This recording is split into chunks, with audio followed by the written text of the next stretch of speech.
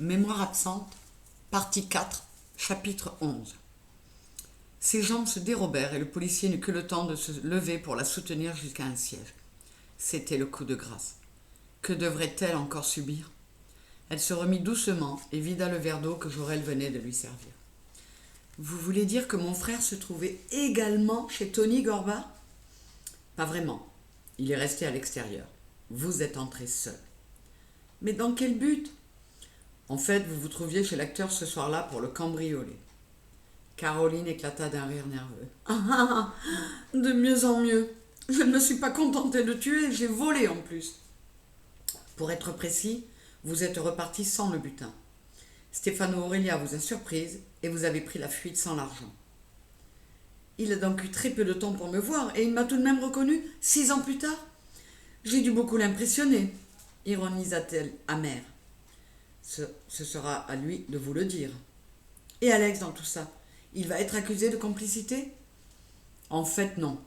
Il avait certes prémédité un délit, mais en l'absence de vol effectif, puisque l'argent n'a jamais quitté la villa, il ne sera pas poursuivi. Voici enfin une bonne nouvelle. Caroline ironisait, de nouveau. Elle se sentait maintenant très détachée par rapport à tous ces événements. Cela faisait beaucoup trop pour une seule journée, et elle avait l'impression d'assister à la scène sans y tenir de rôle.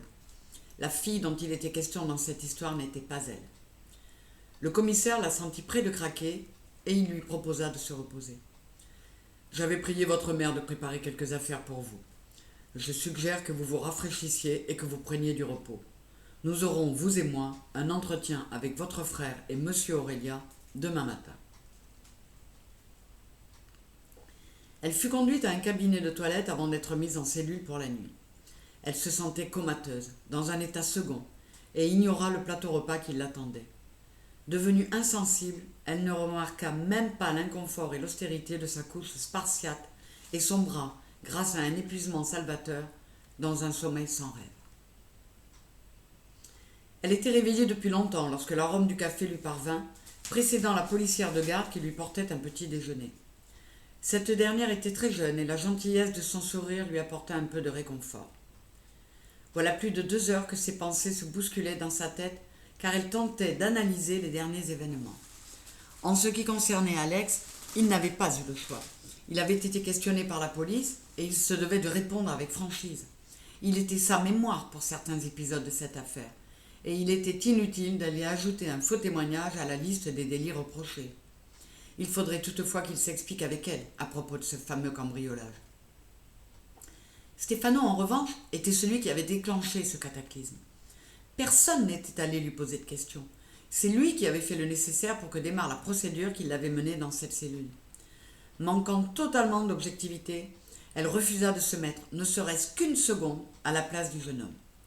Ses griefs contre lui étaient à la hauteur des sentiments qu'elle avait à son égard et de l'immense déception ressentie. Elle considérait les récents choix de Stefano comme une trahison. Et elle, dans tout ça, quelle responsabilité avait-elle? Le doute effroyable qu'elle pouvait être responsable de la mort de l'acteur la rongeait littéralement. Après un nouveau passage dans le cabinet de toilette déjà mis à sa disposition la veille, elle retrouva le commissaire qui l'attendait dans son bureau. « Avez-vous pris un peu de repos ?» demanda-t-il avec beaucoup de gentillesse. « Cela peut aller. J'ai réussi à dormir quelques heures, malgré tout. » « Nous avons dépassé la 20e heure. Vous pouvez demander à voir votre avocat. Le souhaitez-vous ?»« Non, commissaire, c'est inutile. Ce dont j'ai besoin, c'est de retrouver la mémoire, et je doute que maître Lafont puisse grand-chose pour moi dans l'immédiat. » La jeune femme suscitait l'admiration du policier. Elle trouva encore le courage de faire de l'ironie. Quelle force de caractère sous ces airs si fragiles, pensa-t-il avant de poursuivre à voix haute. Votre frère et monsieur Aurelia sont convoqués pour 8h30. C'est le cœur battant qu'elle les vit entrer quelques minutes plus tard. Elle se jeta dans les bras de son frère qui murmura « Pardonne-moi. Alex, tu n'avais pas le choix. Je ne te parle pas de mes déclarations d'hier, c'est de mon passé dont j'ai honte. Laisse-moi le temps de savoir ce que tu as à m'apprendre. Nous sommes là pour cela ce matin. » Elle retourna s'asseoir et ne répondit pas au « Bonjour Caroline » que Stefano prononça doucement lorsqu'elle passa devant lui. j'aurais pris la parole dès qu'ils furent installés. Comme vous le savez tous, nous sommes réunis pour tenter de retrouver les différentes pièces du puzzle que constitue cette soirée du 20 mai 1998. Se tournant vers Alexandre, il ajouta : « Monsieur Perrin, à vous de commencer car c'est vous qui détenez le début de cette histoire. Je vous remercie d'être précis et de ne rien oublier. » Alex s'agita nerveusement sur sa chaise et toussa plusieurs fois avant de parler. Tout a bien commencé avant cette date. Mon ami Paul Lemeur et moi-même étions déjà passionnés par tout ce qui comportait un moteur et des roues. Cartes, motos, voitures de course. L'un comme l'autre venant de milieux plutôt aisés, mais pas fortunés. Or, évoluer dans le monde de la compétition exige des moyens considérables que les sponsors peuvent apporter. Nous avions également compris qu'il fallait pour cela se faire un nom. C'est ainsi que nous est venue cette idée folle de prendre l'argent là où il se trouvait et où il ne ferait pas défaut. Nous nous sommes donc mis à surveiller les abords du casino, les allées et venues des clients. Nous sommes même, quelquefois, entrés dans les salles de jeu. Heureusement, étant l'un et l'autre majeurs, personne ne chercha à nous en empêcher. Nous avons beaucoup appris, ne serait-ce que par observation. Après quelques semaines, plus rien ne nous échappait. L'état d'esprit des gens à leur entrée et à leur sortie, si un joueur était accro, pro ou occasionnel. C'est ainsi que nous découvrîmes le goût de Tony Gorba pour le jeu. Nous l'avions immédiatement reconnu et il devint rapidement la cible idéale. Tout d'abord, il venait toujours seul. De plus, il semblait consommer beaucoup d'alcool. Nous décidâmes donc de concentrer notre observation sur lui, guettant le moment propice en espérant qu'il se présenterait un jour. Nous découvrîmes où il habitait. Nous nous mîmes alors à étudier la configuration des lieux, ses habitudes, les possibilités et les moyens de s'introduire chez lui s'il n'était pas possible de le voler à l'extérieur. Cela nous conduisit à associer Caroline à notre entreprise. En effet, le meilleur moyen de pénétrer dans sa magnifique demeure n'était exploitable que par une personne très menue. L'occasion se présenta finalement, un jour de mai. Paul avait, cet après-midi-là, surveillé le casino de l'intérieur. C'est ainsi qu'il vit Gorba gagner et encaisser 400 000 francs de l'époque, soit plus de 60 000 €. Il nous appela immédiatement et ne lâcha pas l'acteur des yeux jusqu'à sa propriété. De plus en plus ému, le jeune homme parvint difficilement au terme de sa confession. Il donna les menus détails des événements précédant le moment où Caroline s'était introduite dans la maison. Ce fut la dernière vision qu'il eut d'elle avant de la retrouver dans le coma, sous une pluie battante, près de sa moto accidentée plusieurs heures plus tard.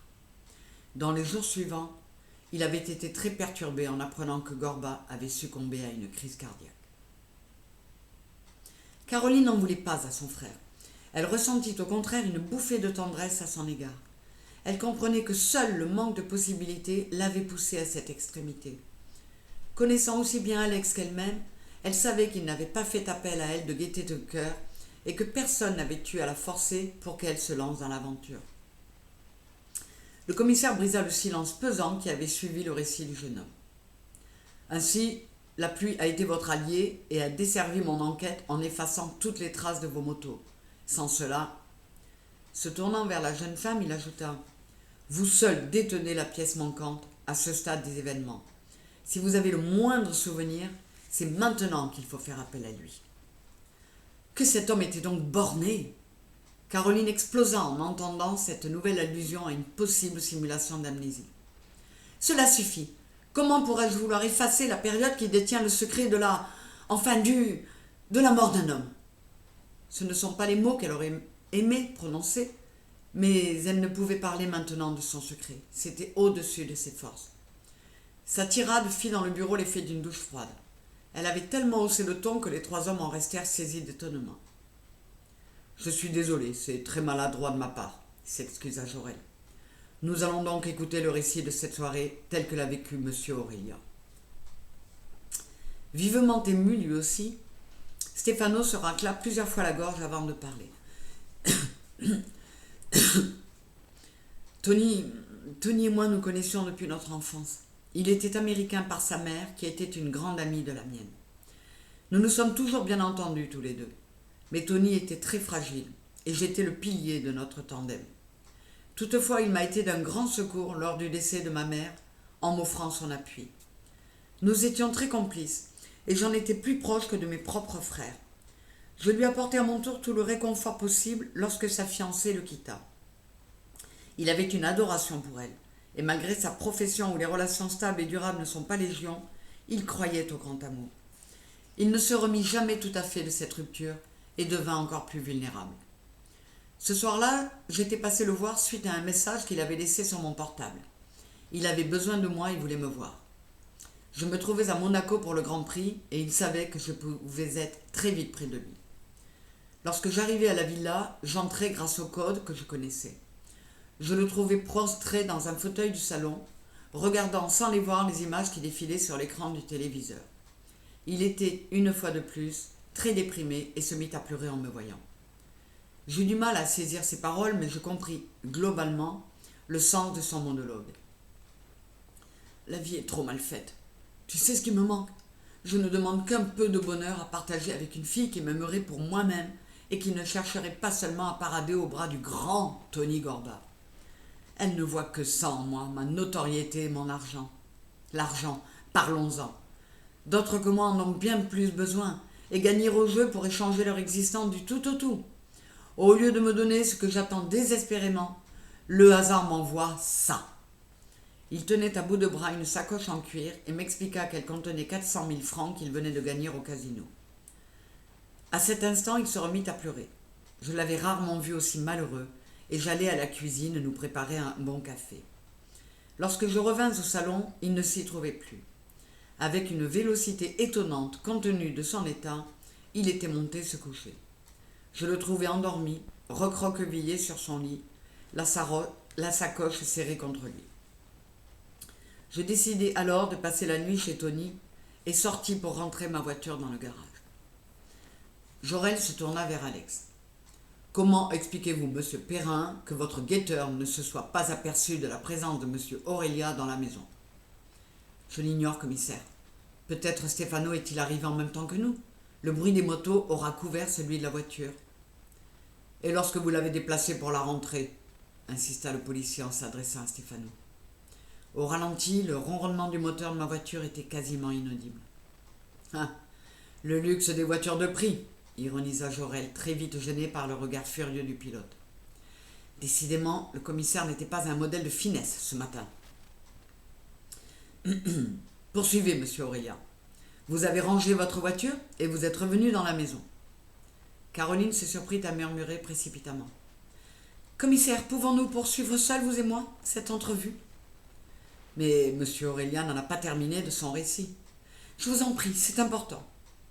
Eh bien, c'est comme vous le souhaitez, nous pourrons reprendre plus tard. Messieurs, si vous voulez bien nous laisser, je vous fais appeler dans un instant. Dès que la porte fut refermée, Caroline enchaîna. Ce n'est pas la peine de les retenir pour le moment. Je ne veux pas entendre mon histoire de la bouche de monsieur Aurélia. J'ai décidé, finalement, de me soumettre à la séance d'hypnose. Jorel utilisa l'interphone pour s'adresser au planton. Vous pouvez laisser monsieur Aurélia s'en aller. En revanche, retenez monsieur Perrin. Je veux le voir de nouveau dans un moment. Puis, se tournant vers Caroline. Puis-je me permettre de vous demander pourquoi ce revirement? Caroline tout sauta pour gagner quelques secondes. Ce qu'elle avait à dire était si délicat. J'ai décidé de connaître toute la vérité par moi-même, car il est une information très importante que vous ignorez à mon sujet et qui se rapporte à cette période. Vous ne cesserez donc jamais de m'étonner, mademoiselle Perrin. Vous m'intriguez vraiment. Vous avez donc des souvenirs? Je n'y comprends plus rien. C'est très particulier. Il ne s'agit pas d'un souvenir issu de ma mémoire. Je dois avouer que je ne vous suis plus très bien. Si vous pouviez essayer d'être plus clair, ironisa Jorel. Caroline avait un mal fou à parler. Les mots refusaient de passer la barrière de ses lèvres, et elle se lança comme on se jette à l'eau. Je suis maman d'une petite fille de 5 ans. Vous avez une enfant? Malgré la gravité de la situation, Caroline ne put retenir un sourire devant l'air ébahi du policier.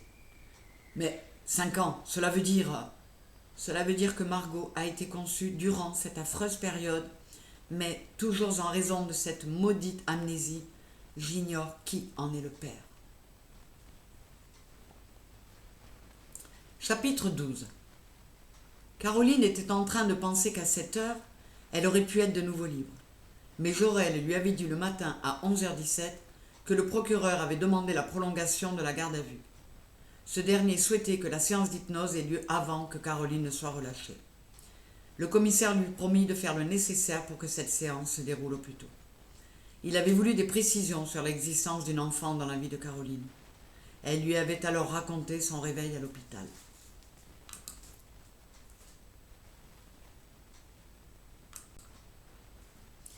Lorsque je repris conscience, après 5 semaines de coma, mes parents étaient tous les deux à mon chevet. Mon frère me rejoignit rapidement et je les reconnus tous les trois sans problème. Mon amnésie ne concernait que les événements ou les rencontres qui se situaient juste avant et juste après le choc. Je repris doucement contact avec la réalité. J'ai appris au fil des jours ce qui m'avait mené ici, que j'avais le tibia, l'humérus et le nez fracturés. Toutes les interventions s'étaient déroulées au mieux et je n'avais plus qu'à me remettre et à attendre que ma mémoire revienne. Il est vrai qu'à partir de ce moment-là, mon état s'améliora très vite. Je n'avais heureusement pas, hormis l'amnésie, de traumatisme neurologique. J'aurais pu perdre momentanément l'usage de la parole ou certaines fonctions motrices, mes aptitudes à lire ou à écrire, mais je n'eus pas à souffrir de cela. Je quittai rapidement les soins intensifs et je pus commencer la rééducation qu'impliquaient mes fractures. Toutefois, 3 semaines après mon réveil, j'eus besoin d'une aide psychologique. Cette amnésie qui jusqu'alors n'aggravait pas mon état devint la source d'une sévère dépression pour moi. Ce jour-là, l'interne qui avait coutume de plaisanter et de faire le pitre avait l'air grave en entrant dans ma chambre. J'étais seule et il m'expliqua avec beaucoup de délicatesse que certains de mes examens sanguins avaient permis de constater que j'étais enceinte. Le ciel me tombait sur la tête. Qui en était le père ? Comme toujours, mes parents furent formidables, mais ni eux ni mon frère ne purent m'aider car ils ne me connaissaient pas de petit ami au moment de l'accident. Le début de ma grossesse concordait, à quelques jours près, avec mon arrivée à l'hôpital. Les discussions furent nombreuses et orageuses. Fallait-il ou non que je garde cet enfant ? Les avis médicaux eux-mêmes étaient partagés. Selon certains médecins, une IVG représenterait un traumatisme supplémentaire. Finalement, je pris moi-même la décision de mener ma grossesse à son terme. Il fallut alors s'organiser. Je n'avais que 17 ans. Nous avions décidé que mon état ne devait pas se savoir. Mon séjour en maison de convalescence se déroula donc dans le Jura, où ma mère m'accompagna. Lorsque nous revînmes à la maison de longs mois plus tard, j'étais l'heureuse grande sœur d'une petite Margot, mise au monde par ma mère durant notre absence. Nous avions choisi cette solution qui nous semblait la plus simple sur le moment. Maman était âgée de 37 ans. Elle n'était pas revenue à Monaco depuis des mois. Sa grossesse et cette naissance étaient tout à fait plausibles. C'est ainsi que commença ma vie d'après l'accident. Dès que je fus remise, je me lançai avec succès dans le mannequinat pour démarrer la carrière que vous connaissez. Margot vivait très heureuse chez mes parents, et moi, je sillonnais le monde de studio photo en défilé. Voici quelques mois, sur les conseils de ma psy, j'ai informé Margot des liens qui nous unissaient. Elle était la seule de notre famille proche à l'ignorer. Avec les incroyables ressources qu'ont les enfants et leur facilité à dédramatiser, elle se montra plus heureuse que surprise, me disant que de toute façon, elle m'aimait déjà comme une maman et que mes parents seraient sa mamie et son papini pour toujours. Cet aveu qui m'avait donné des nuits d'insomnie et des heures d'angoisse depuis des années était passé comme une lettre à la poste. Le plus difficile fut d'expliquer à Margot que je ne savais pas moi-même qui était son père. Je pense que la réponse à cette question peut avoir un rapport avec cette nuit fatidique. C'est pourquoi je crois qu'il est temps de faire ressurgir tous mes souvenirs. Le commissaire l'avait remercié de sa confiance et lui avait confié que s'il n'avait tenu qu'à lui, il n'aurait pas jugé utile de la garder sous les verrous plus longtemps. Il n'avait plus qu'à attendre les résultats de la séance d'hypnose. La jeune femme était très vulnérable et le commissaire en était conscient. C'est pourquoi il permit à Alexandre de revenir pour voir sa sœur. Elle s'était pelotonnée sur un grand fauteuil qui se trouvait dans le bureau de Jorel. Elle se sentait vidée et tellement lasse. L'arrivée d'Alexandre l'a sorti de ses pensées. Alex, je suis heureuse que tu sois là, tandis que son frère s'agenouillait devant elle pour la serrer dans ses bras. Il s'était assis à même le sol et posant la tête sur les genoux de sa sœur, il murmura « Pardon, ma puce, pardon. Tout est ma faute. Je n'aurais jamais dû t'embarquer dans cette galère voilà 6 ans. Il n'en est ressorti que des problèmes et des drames. Dieu fasse que tu n'aies rien à voir avec le décès de ce pauvre garçon. » Dans ce cas, une tierce personne se trouve impliquée. Et si ce n'est pas moi, qui est-ce? C'est bien là tout le mystère de cette histoire. Ne perdons pas de vue que c'est peut-être un accident. Mais saurons-nous jamais? Et puis, toi-même, tu dois absolument en avoir le cœur net. Pour cela, il y a heureusement peut-être un moyen. J'espère seulement que cela va fonctionner. De quoi s'agit-il? Demanda Alex qui ne voyait pas du tout où elle voulait en venir. Je vais tenter de parler sous hypnose. De quoi? Tu m'as très bien comprise. Les médecins sont confiants quant aux résultats et, tu le dis toi-même, j'ai besoin de savoir. Bien sûr, je te comprends. C'est même inespéré qu'il existe un moyen d'être fixé. Le seul moyen de me sortir de là, tu veux dire? Mais si cela peut fonctionner, pourquoi la justice n'y recourt-elle pas plus souvent? Ce serait trop simple. Non, cette solution est envisageable dans mon cas à cause ou grâce à mon amnésie. Ils ne veulent pas me soumettre au sérum de vérité, mais faire parler ma mémoire malgré elle. Tu expliqueras pour moi, papa et maman? Comment prennent-ils tout ça? C'est beaucoup à la fois pour eux. Ils tiennent le coup. Bien sûr, le choc a été rude d'apprendre ce que j'avais fait et, pire encore, que j'ai pu t'entraîner avec moi. Mais ils sont super, comme toujours. Tu sais, tout comme moi, ils pensent que c'est bien toi la plus à plaindre. Et ils n'ont aucun doute quant à ton absence de responsabilité dans la mort de Gorba.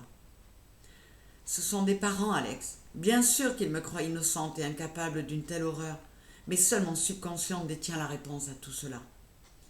Elle eut un frisson à la pensée de ce qui pourrait être dévoilé et s'empressa de changer de sujet.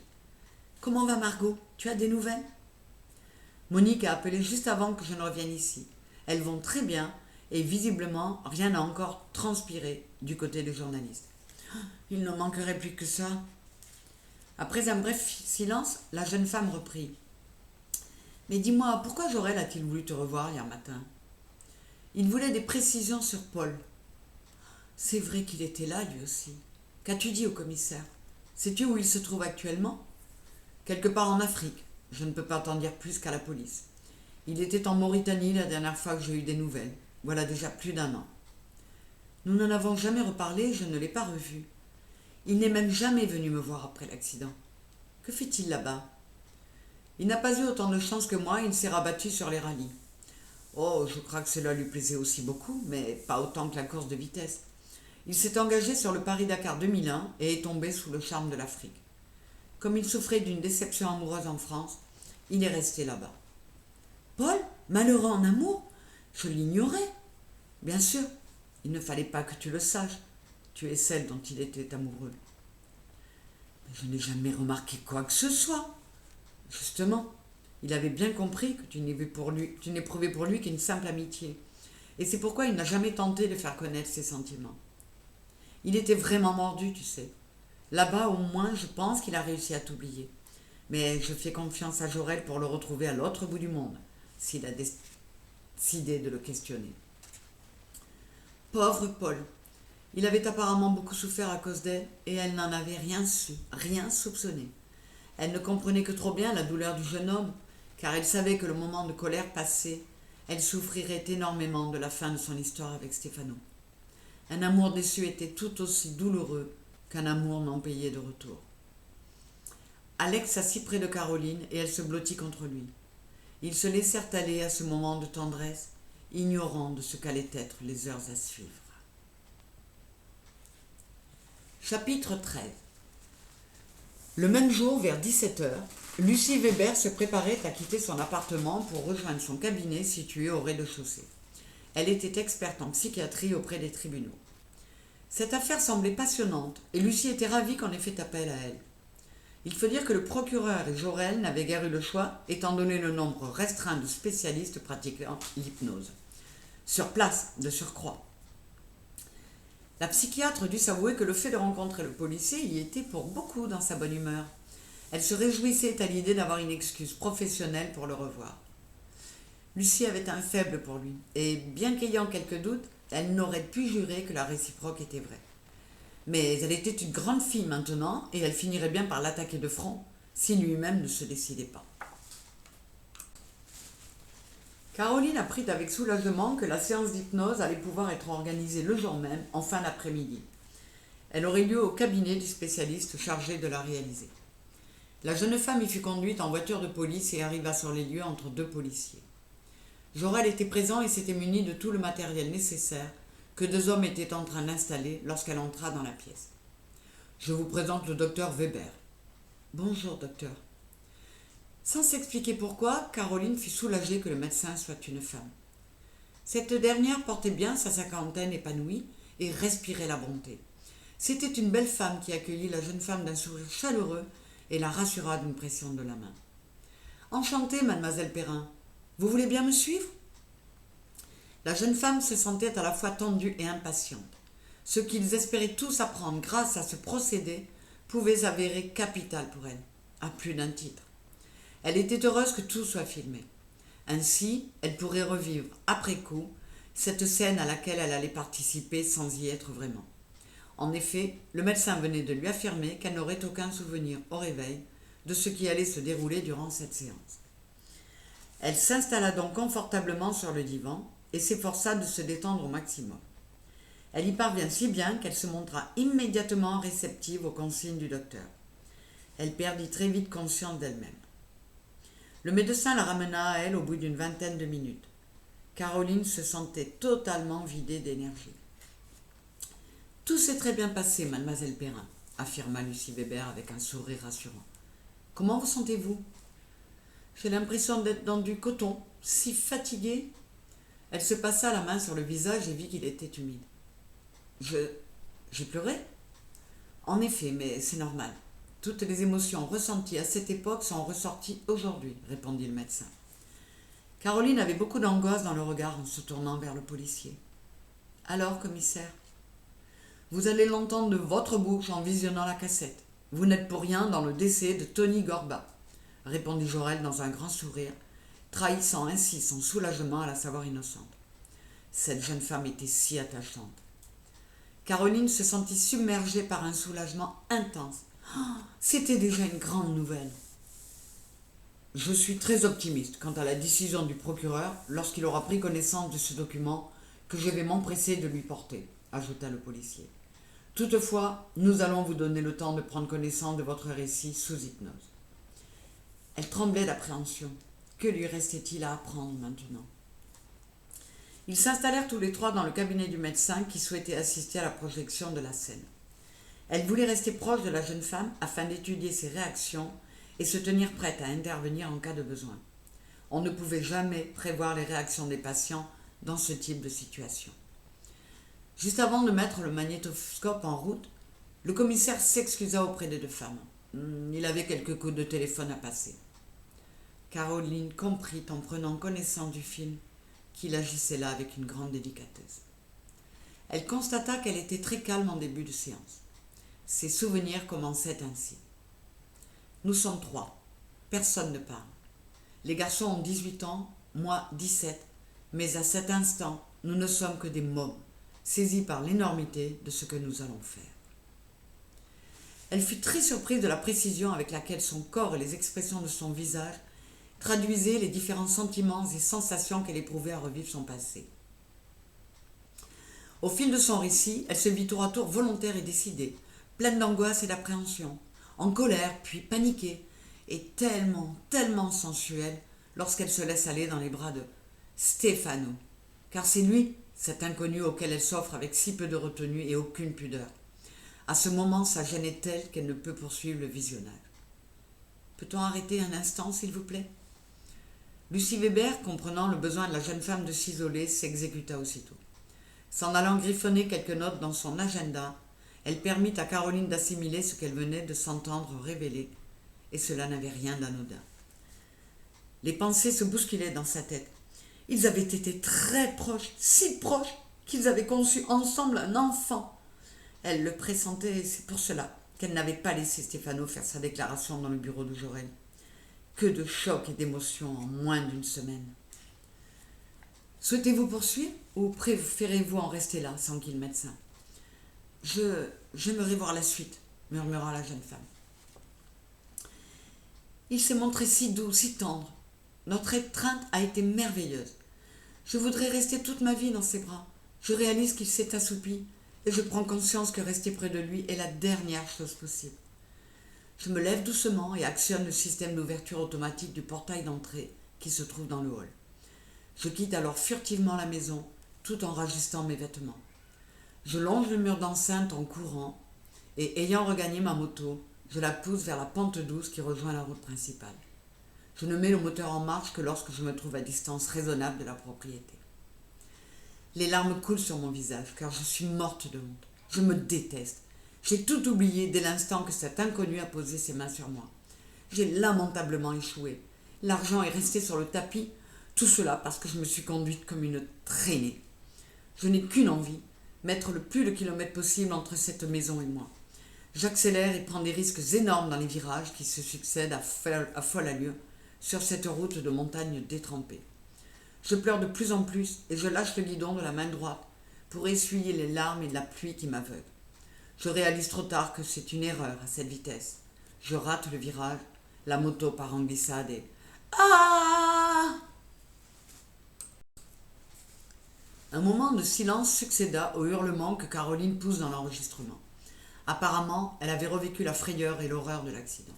« Ça va aller ?» s'inquiéta le docteur Weber. « Je crois que oui, mais cela fait beaucoup à la fois. »« Je comprends, mais dites-vous bien que tout ira beaucoup mieux maintenant que vous avez revécu cet épisode. Il se pourrait même que cela vous aide à retrouver la mémoire. Vous avez levé le voile sur bon nombre de zones d'ombre. Vous vous innocentez d'un crime et vous connaissez l'identité du père de votre enfant. C'est énorme. Il vous reste maintenant à digérer tout cela. Mais croyez-moi, il vaut bien mieux pour vous que vous ayez gommé toutes ces incertitudes si lourdes à assumer. Je vais vous prescrire un léger somnifère et vous allez me promettre de le prendre pendant une dizaine de jours. Dorénavant, vous allez vous rééquilibrer et le sommeil va vous y aider. D'autre part, bien que vous soyez déjà suivi par un confrère, je vous invite à m'appeler quand vous le souhaiterez, si le besoin s'en faisait ressentir, termina-t-elle en lui remettant sa carte. Caroline la remerciait chaleureusement lorsque Jorel apparut de nouveau. « Vous en avez terminé ? Je peux faire enlever le matériel ?»« Oui, commissaire, voici l'enregistrement. » « Merci, docteur. Merci également pour votre précieuse coopération. Nous devons aller au tribunal maintenant. Le procureur nous y attend, » enchaîna le policier avant de se tourner vers Caroline pour lui préciser.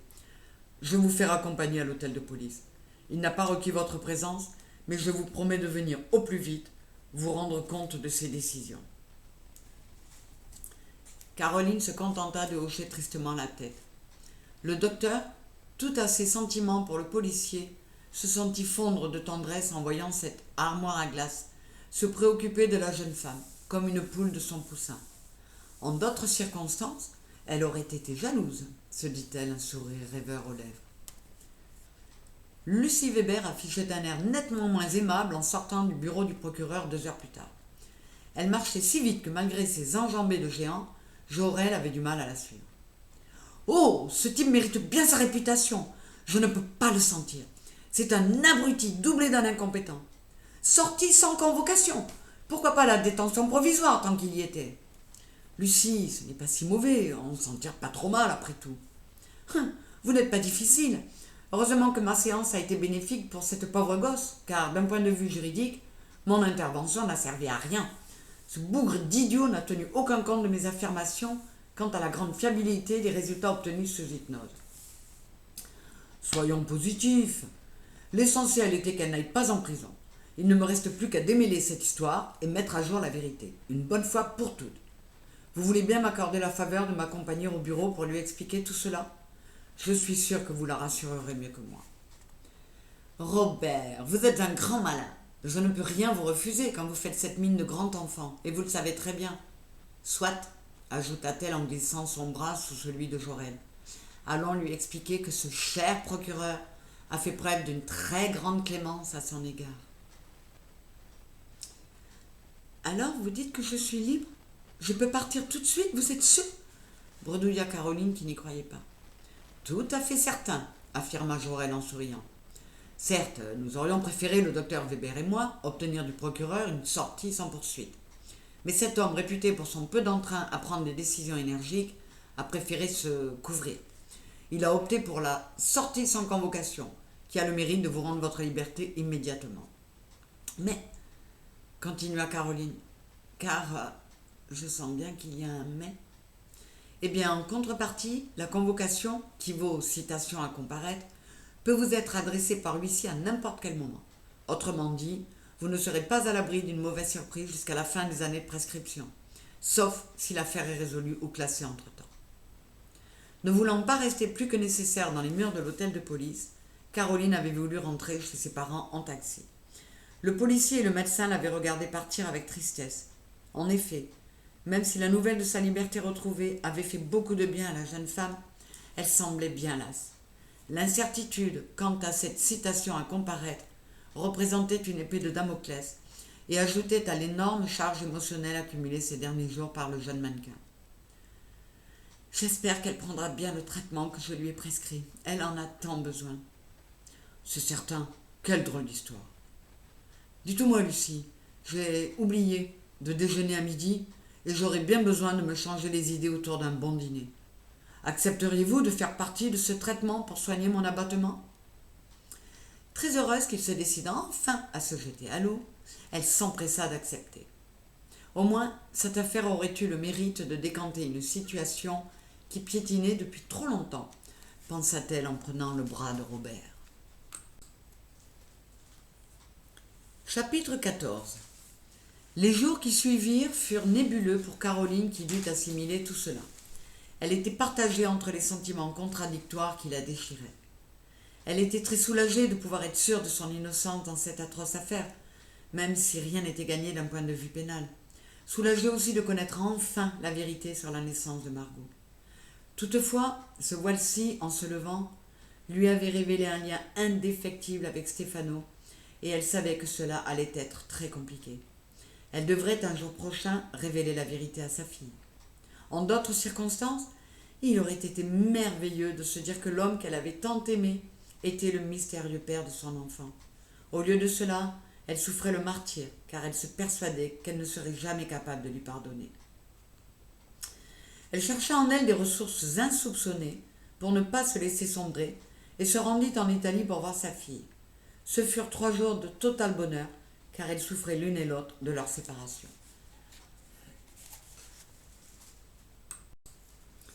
Caroline tenta au mieux d'expliquer à la fillette que de très graves soucis les avaient tenus éloignés. Elle n'osa lui dire ce qu'elle avait appris sur sa naissance. Il était trop tôt, elle n'en avait pas eu le courage. Elle eut toutes les peines du monde à convaincre Margot, à qui elle manquait énormément, qu'il était plus raisonnable qu'elle reste encore quelque temps en Italie. La jeune femme se rendit compte du bien fondé de cette décision en lisant la une des journaux français à son arrivée à l'aéroport. La vérité sur la mort de Tony Gorba. Le top modèle Enyamour mêlé au meurtre de l'acteur Tony Gorba. Victime ou coupable? L'acteur Tony Gorba, prétendument mort d'une crise cardiaque? Assassiné? Caroline s'empressa d'allumer son portable sur lequel l'attendait un message de sa mère. Chérie, ne rentre pas chez nous. Les journalistes ont installé tout leur bazar devant la maison. Appelle-moi dès que tu peux. Elle composa aussitôt le numéro de ses parents. Maman? Mon petit cœur, où es-tu? Je descends à peine de l'avion et je viens juste d'écouter ton message. Alors tu sais que tu ne peux pas revenir à la maison. Tu dois aller chez toi. Très peu de gens connaissent l'adresse de ta propre maison. Je pense que tu pourras y être tranquille. Je viendrai t'y rejoindre dès que possible, ma chérie. Tu as raison, maman. Je récupère ma voiture et je file à Aix. Tu promets de venir vite, hein? Ajouta-t-elle d'une petite voix. Édith Perrin fut bouleversée en retrouvant les accents de panique de Caro quand elle était une toute petite fille. C'est promis, ma puce. Je viens très très vite. Je t'aime, ma chérie. Papa t'embrasse aussi. Caroline rejoignit sa voiture et prit quelques instants pour retrouver ses esprits avant de prendre la route. Ainsi, son cauchemar n'était pas terminé.